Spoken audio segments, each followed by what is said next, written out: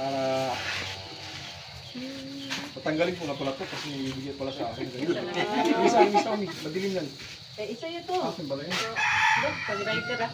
Uy, Rider ah. baka pogi ka.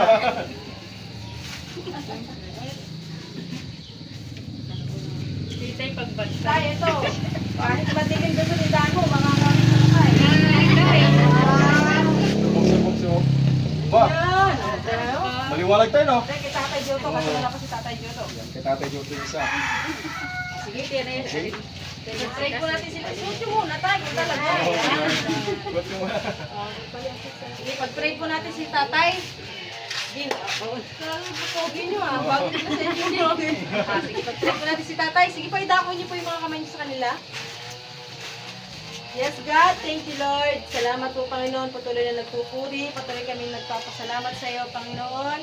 Salamat, Lord God, dahil alam po namin, Panginoon, na ikaw yung pumili sa mga tatay nito, Panginoon. Patuloy niyo po silang pag-alabing, Panginoon, sa pananampalataya sa inyo at yung talagang pagkakatawag niyo sa kanila bilang ama ng tahanan, Panginoon, ay talagang bigyan niyo po sila lagi ng karunungan, ng kalakasan, Panginoon, kung paano po nila i-handle yung kanilang mga pamilya sa araw-araw na kanilang buhay. Lord, patuloy niyo po silang i-bless sa habang buhay, Lord God. At dalangin namin na patuloy palakisin si Tatay, pagalingin sa kanyang karamdaman, Panginoon, at yung pagpapala ay patuloy niyang maranasan.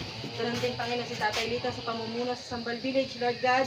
Talagang bigyan niyo po siya ng karunungan kung paano pamunuan ang kanyang nasasakupan.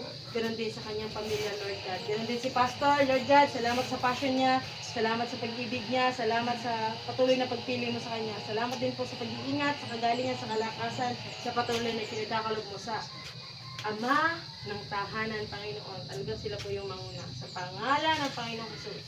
Amen.